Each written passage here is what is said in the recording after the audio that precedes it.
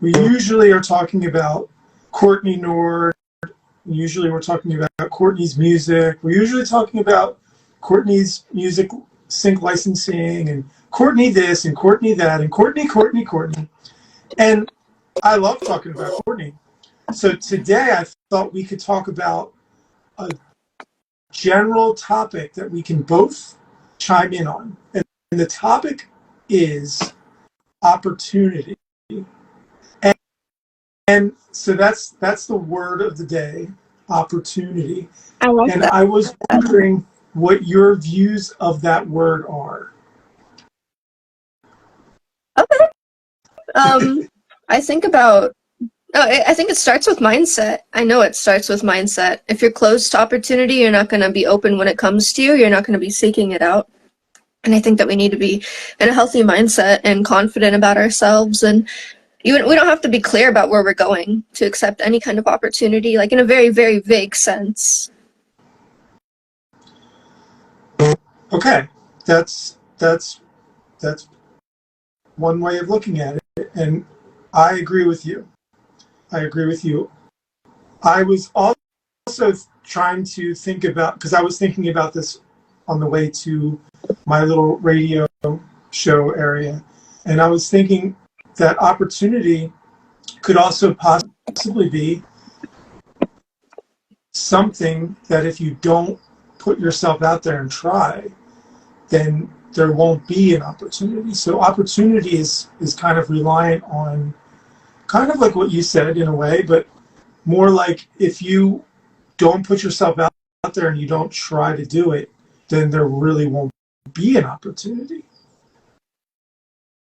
Yeah, I see that too. Especially, I mean, back to sync licensing, but if I don't keep making music and I don't keep giving my music to all of these people I work with, I'm taking that opportunity away from myself. Despite how good my music may be, how perfect it may or may not be for these situations, or if the mix and master isn't, I'm still taking the opportunity away from me. I've heard things with, where master and mix quality still get synced, and that kind of reassures me. It's like, okay, you just need to have compelling music, something that pulls the soul. And I think a lot of us artists get caught up in perfectionism, and that perfectionism is really what fuels the doubt within us, and that doubt is what suffocates opportunity, and it makes us stop eventually, makes us think that we have to take breaks or rebrand constantly because we're not doing something right, when all you need to do is be consistent. Well, I certainly agree with you on that, and I definitely apply that consistency on my live streams. As we can see, we've been doing these. But I also agree with you because sometimes it is very difficult for me to apply that to my musical career. And I don't know what the difference between live streaming and making songs is, because actually, in my opinion, we're both entertainers at this moment, either writing songs or doing a live stream. It's the same thing. But I guess you could be more emotional with music, and then that could play games in your head when it comes to opportunity, maybe. What would be an opportunity for you, and what wouldn't be an opportunity for you? And I don't want you to be specific with like things that might have happened to you or may not have happened to you, but like let's start somewhere. If a very big name artist said, "Hey Courtney, I want you to play on my song and we're going to promote it. It's going to be huge. I'm already a huge star, so obviously it's going to be big, but I'm not going to give you any credit for it. Only thing that we'll be able to do is say that you were singing on it if somebody asks me. But otherwise, you're not going to get any credit for it. I'm not going to put your name in the credits. I just like your voice, and I want you to sing on it with me." Now, would that be an opportunity or no? I can't escape the mindset of what I'm studying when I think of this. Like, when you're doing a deal like that, okay, you're technically taking a sample of somebody's voice. And if you want to buy a sample of something that's mine, you are licensing it. So there's going to be a price. So if that one down payment price is good enough, and if I'm getting any kind of back end royalties, that I'd be like, yeah, this is an opportunity. But stepping away from that mindset and just doing a freebie for somebody and hoping that somebody knows that that's you, you're kind of effing yourself over, because there might be enough tape and gates on this big artist end to where they're protected if you're trying to go against them eventually and say, hey, well, this is my song, I deserve the credit, like in 10 years when you regret it. Okay. Well, that's awesome. That's really good. I think that opportunity is such a broad subject, and we can go into so many different directions, because what is opportunity and what isn't, and what does it mean for everybody? Because some people, an opportunity might be huge in their opinion, and some people, there's the same opportunity is like, no, that's not an opportunity at all. I don't even want to do that.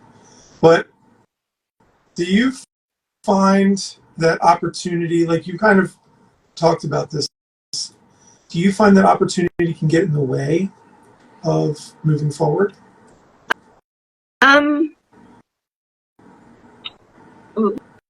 Like, do you mean like that a bad opportunity would stop you, or do you just mean like opportunity, like lack of opportunity? Well, I guess what I'm saying is, like, what you perceive as an opportunity, and when we perceive things individually, we are doing that, exactly that. We're doing it individually. But what you perceive as an opportunity, the opportunity that you're perceiving might not be the same thing that somebody else that's involved in this opportunity thinks. So therefore, you might spend a lot of time doing something because you think it's a big opportunity. Mm-hmm. But then when it finally comes to fruition, you realize that it wasn't an opportunity at all, and it was actually just all in your mind, and you talked yourself up to make believe that you had this opportunity. I think That's a great idea. What's that? I said, yeah, I understand. Yeah. One of my songs, Smells Like Teen Spirit, was an opportunity, and we never signed anything. And an agent asked me to make this song, said that they would pay for the promotion, said all these promises saying that they would, be able to get the money back. They're really sure that they could pitch it if I just made, a version of Smells Like Teen Spirit that they'd like. So we go and we create this song, and it's probably, I think it's one of the best, quality songs we've made, because there was that fake opportunity behind it. And we heard back 12 different adjustments they wanted. It was, okay, do this now do this, now do this. And it got to the point where they wanted so many changes to the song, and I was really happy with the first version. I had to pull out, and I was like, wow, like that was a lost opportunity. What happens now? Maybe I just lost my whole career and a retirement plan. This could have been a big placement. This could have been a lot of money. But in the end, it's like my artist vision. I was like, this is not where I want the song to be. I like where it was. And I turned it into its own opportunity, because immediately after I realized this wasn't going to work out with this company, I'm like, well, what I'm left with is an amazing song that I know has potential despite what that guy over there has to say.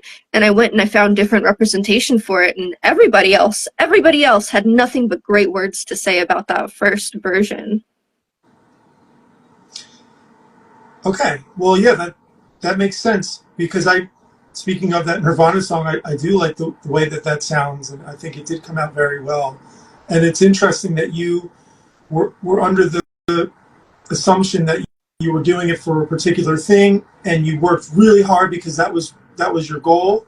And then because it didn't happen, you didn't let yourself be deterred by that. You turned it into another opportunity by allowing other people to listen to it. I think I find myself doing what I was saying earlier. Like, I feel like I find myself in these opportunistic situations, but at the end of the day, they always end up just being in my head.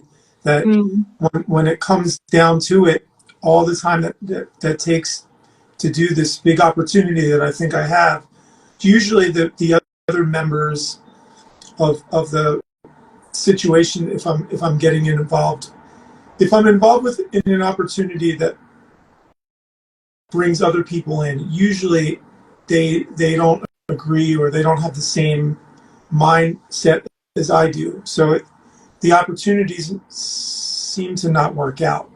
And recently, I just was brought into an opportunity which I think might be good because now I'm going to be, I still, as the sirens go by, I'm still working on music, of course, and I have an album that I'm been working on for years now that you're on some of it too. And I am going to release this when I'm getting the funds to mix the rest of it. But now I feel like I'm an opportunity to make a new album, my second album that I'm starting, but I'm going to do everything myself. So I'm going to record all the instruments myself. And something I didn't want to do. I actually did not want to do it. And on my first album that I'm still finishing, I did everything but that. I wanted to play less and less and less on it because I wanted all my friends and people that I like to play on it with me. And I don't necessarily think that's what's taking the album so long. There's other reasons, but I think I'm going to try to do something, and I want to know what your thoughts are, because maybe doing something where the only person that I can really count on is myself might be worth doing once. It might be worth doing a bunch of songs where I'm only going to play guitar, bass, drums, vocals, sing, nobody else, just me, and see how that works. I don't want to do it, but now that I feel like I have the opportunity to do it, I'm going to try it. What are your thoughts on? Because you probably do a lot of stuff all by yourself too. I'm almost nearly in the same situation, to be honest. Okay. But the thing with me is I'm pretty dependent, and I know that working with other people that have been doing this a little bit longer than me obviously yields better results in the eye of maybe other people. And then that just makes me doubt myself more because, okay, I have this great song. Oh my gosh, I want to do it, finish it, mix and master it, because I know that I can. And I can. It just takes me a little bit longer. But the more I do it, it doesn't take that long. But I'm so quick to want to hand it off to somebody else to finish it. And I do this with every song. And with Hush, I was really happy and really proud of it because I nearly had it finished myself. But I just knew, I was like, you know what, I'm going to hate myself for this maybe, but I'm going to hand it off to Adam to see if he could just add to it or mix it or see what his perspective of it was. But it didn't end up in a bad space. But I do have like at least an EP. Like I want to do at least 5 or 6 songs where it's just me and it's like a solo project. And I've been trying to sit with this idea of how am I honestly going to get this through and actually do it for once. And I'm thinking, okay, I'm going to journal about it, make sure my mind is there. I said mind is like the first thing you have to do, and keep myself positive. Say, yes, I can do this no matter how it turns out. At least I did it. People are going to love it because I'm passionate about it. And I wanted to this summer like work with one of my other producers, Jessie Covitz, and have her sit down with me in the songs and just without touching it and doing the production herself, help guide me through like maybe mentoring processes where she'd say, well, the vocals or, the mix is kind of like this. I would do this for the production to try to help me gain a little bit more confidence and skill in what I'm doing. I think that it takes a lot to step out of like working with other people and then finding it in yourself to do something and actually finishing it, at least for me, because I work with a lot of other people. Okay. Yeah. And I mean, and so I'm going to make songs on my own for an album's worth, but it doesn't mean that I'm not going to be doing other things. So like Courtney and I have this other thing that we're trying to do. I still want to do that. So that's still in the cards, definitely. And Ricky Slayer in the comments, he was saying, are you still going to do collaboration with Martin, Life with Distortion? Yes, I am. I told him I was going to sing on one of his songs. But see, the main issue for me is that my laptop, I think, has been glitchy for a very long time. There's something with, I don't know what it is. I think I have to clean like all of the stuff off of it and reboot it and like redo it. But these things can get it. Like right now I have a studio where everything's set up. The drums are all set up and mic'd, and I was there today, and I'm like, finally, like, just like you were saying, like, how am I, like, I have this daunting task of making all of these songs by myself. So I'm like trying to prepare myself and, go about it the best way that I can so I can do it somewhat quickly, but also efficiently in the way I would like it. And I'm recording it to test it, and it's doing the same thing it's always been doing. It's recording to tape, I say, but it's when you hit record and play it back, it's like, Yeah.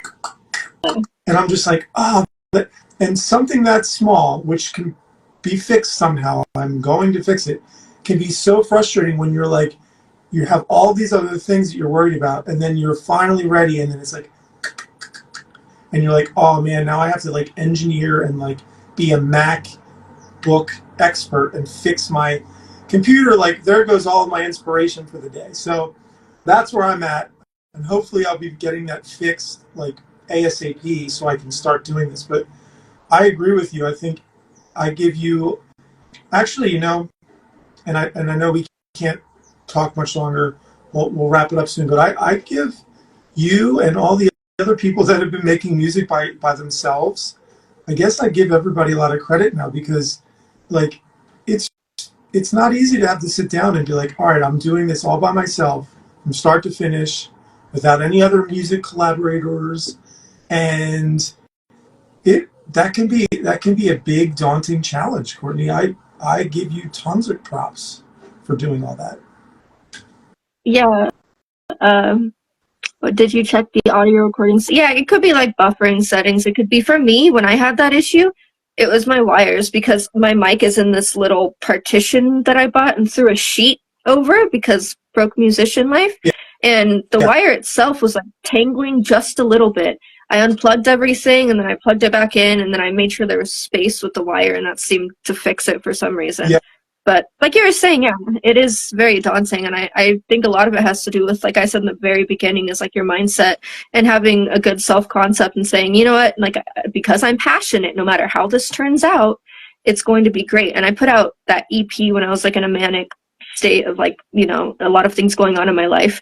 And it was 2 songs that one of them was something I recorded 2 years ago, and so much progress in my production and my mixing and like technical stuff has changed in 2 years. And like putting that out and knowing that it's not something that I'm, you know, I could do better now, I should re-record it, I should do that. I'm like, no, I shouldn't, because I was in the mood when I made that. It has something that I can't take away. It has like, you know, the sauce when I first recorded it. And if I re-recorded it, it's going to sound robotic and not as great. But it takes a lot of just dealing with yourself. Yeah, I can relate to you, and I totally agree. Like, maybe every once in a while there's something that you might do, and then months later decide not to do something with it or whatever. But generally, like, you're right. If you recorded it and you captured the mood at the time, I mean, it's releasing it is a great thing, because again, nobody else heard it. You're the only one that's heard it over and over and over again. So you could beat yourself up over it if you don't like a part or something. But the people like, you know, like Ricky Slayer or Life with Distortion, or anybody that's me, somebody that's going to listen to it, we never heard it. And most likely we're not going to hear those little things that you hear. We're going to hear it as like a final song. And it's important that we tell ourselves as artists that, because I do the same thing. You know, I have the same issues, just like I would hope that every artist has, pretty sure they do. I hear artists talking about it all the time. And it's just part of how it is. It's no big thing. But yeah, I think opportunity can happen when you least expect it. Maybe right now is an opportunity for me, of course, getting my computer fixed. But I still want to take opportunities, like doing stuff with Courtney and doing stuff with Life with Distortion, and I'm still going to do those things. But I think it's about time that I start spending time for myself, because I just want to see how that goes. I love relying and working with other people, though. So I'm only saying I'm going to do this one album where it's just me, because I want to get back to doing the things in I love collaborating. You know, I mean, I'm always talking about it. I think collaborating is the best, but why not try something else? If there's an opportunity right now where I can do it, and that's what today's show is about, opportunity. And I'm glad I had the opportunity to have you on the show today. I'm glad we did our show today, and I'm glad that we had a topic. I think next week we should have another topic. And if anybody that's watching this now or later wants to DM me for any topic ideas, let me know. I came up with the opportunity topic myself today, so I will give myself a medal for that. But maybe next week we'll have something even more, a little bit different to talk about. Yeah, I like it. It gives me a lot to think about. We're in the same space. It's nice knowing that you're not alone trying to do something that's scary. And like, my computer is also kind of bugged up with a lot of different things. I use it for school. I use it for work. I use it for everything. So, yeah. Yeah, I mean, that is good. I'm glad that you are also, because it's a very big thing. Like going to the studio and preparing yourself, and then not only having studio glitchy issues, which are always going to happen, whatever. But then, yeah, it is like, it's tough when I'm like, okay, well, now I'm not going to rely on Harry or Courtney or this guy or this gal to like, do these parts that I want them to do. It's like, I'm just going to have to do it all myself.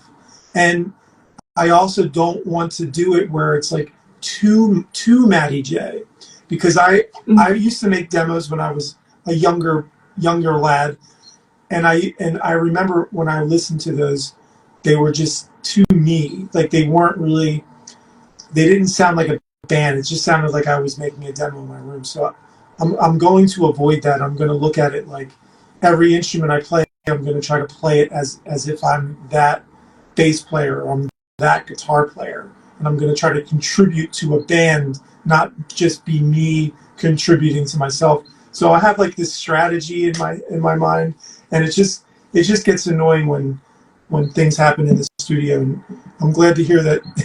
I'm not glad to hear that you have the same problem, but it's nice to hear that the same problem. So yeah, I was in class. Yes. Oh, yeah. Adam's here too. Yeah. I was in class yesterday and my laptop started making this lawnmower noise and everybody looked at me and I was like, please don't die on me.